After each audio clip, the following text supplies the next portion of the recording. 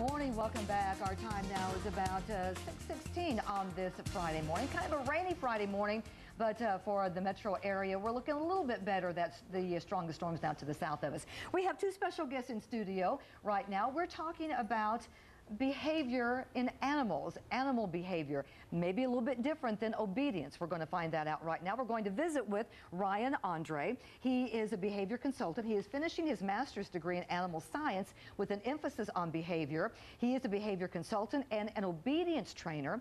So I suppose the question arises, what's the difference between behavior consulting or behavior and obedience? He has a sweet puppy back here. This is Jack. Jack is a mix, a pit bull and a lab. Is that what you said, Ryan? Good morning. Yes, good morning.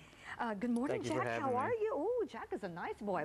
We need to talk about, what do you do when you talk about animal behavior as compared to obedience, where Jack is very obedient? What is the difference, Ryan? Or is there a difference? There's a huge difference. Really, obedience training is teaching dogs how to obey certain commands. Sit, stay, lay, and those are all very important. Where behavior comes in is when you start to deal with things like aggressive behaviors, social like phobias, anxieties, things that that go beyond just teaching a certain command. It's like getting to the root of the problem. You know, you can use obedience to stop a dog from being aggressive, but in order to find out why they're really becoming aggressive, you need to do behavior work and rehabilitation. And you were saying that there aren't that many of those of that kind of emphasis here in the Baton Rouge area. You have a lot of obedience trainers and animal trainers, but as far as behavior is concerned, not that many of you around yet. No, there's really not. I know that there's someone in New Orleans. He's a vet as well, but that's the only other person I know.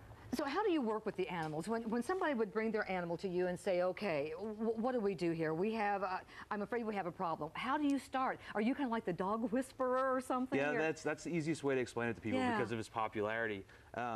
But normally what I do is I have a questionnaire that I send to people and let them fill that out. And from there, I go, like make an appointment with them, and then I go to their home, and I do all my stuff as a house call because it's very important to the environment of the animal. You need to see the dog in his comfortable and natural environment. And you eventually progress to going outdoors into dog park situations, but the first step is meeting at the house and gathering a really in-depth history. And how long does it take once you meet the animal and the animal's parents? Can you kind of turn around the behavior? Does it depend on the animal, the breed, the dog, or? It's a combination of all three, and it really is.